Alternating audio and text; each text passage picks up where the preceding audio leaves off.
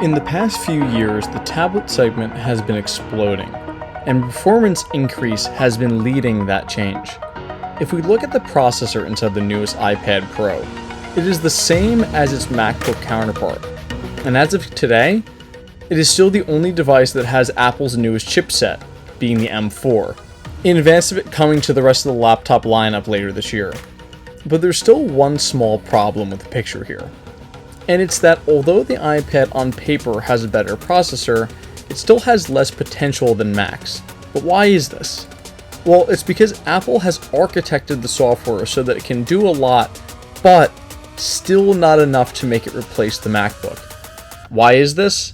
Apple does not want to threaten anything in their product lineup.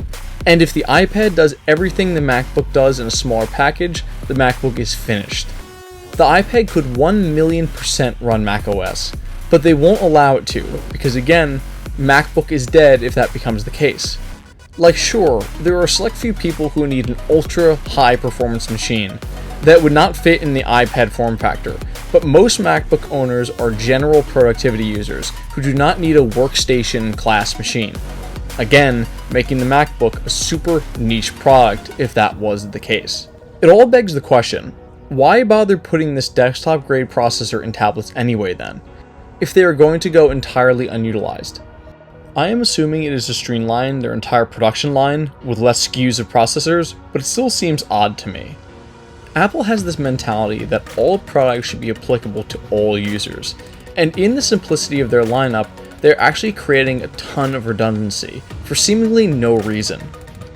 I am personally a huge fan of laptop form factor, and I do not want to see it go away by any means.